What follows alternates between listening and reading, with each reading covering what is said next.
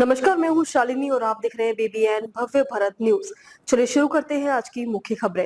दिल्ली में छाई स्मोक की मोटी चादर, 100 से ज्यादा फ्लाइट्स कैंसिल और 600 उड़ानें हुई लेट। दिल्ली में घने स्मोक के कारण हवाई यातायात बुरी तरह प्रभावित हुआ है। 100 से अधिक उड़ानें रद्द कर दी गई हैं और लगभग 600 उड़ानें देरी से चल रही हैं। राजधानी दिल्ली में घने कोहरे और स्मोक की मोटी चादर छाई हुई है, जिससे विजिबिलिटी कम हो गई है। दिल्ली के IGI एयरपोर्ट पर इसका असर उड़ानों में देखने को मिला है। विजिबिलिटी घटने से 104 उड़ानों को रद्द करना पड़ा, जिसमें 64 प्रस्थान और 40 आगमन की फ्लाइट्स शामिल हैं। इसके अलावा करीब 600 उड़ानों ने निर्धारित समय से देरी से उड़ान भरी और सुबह तक 4 उड़ानों को डायवर्ट किया गया है।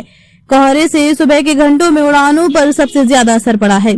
एयर इंडिया और इंडिगो सहित देश की प्रमुख एयरलाइनों ने यात्रियों के लिए ट्रैवल एडवाइजरी जारी की है। देश के कई हिस्सों में सुबह सुबह कोहरे के कारण संभावित उड़ान व्यवधानों की चेतावनी दी गई है।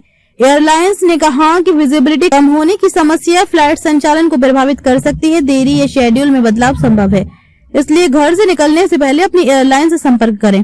दिल्ली में रविवार सुबह 7 बजे के AQI 438 रिकॉर्ड किया गया।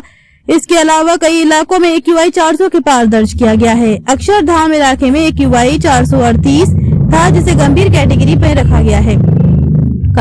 438 था, जिसे गंभीर कैटेगरी में रखा गया है। CPCB के डेटा के अनुसार गाजीपुर इलाके में भी AQI लेवल 438 रिकॉर्ड किया गया। इंडिया गेट और कर्तव्य पथ इलाके में AQI 381 रिकॉर्ड किया गया है।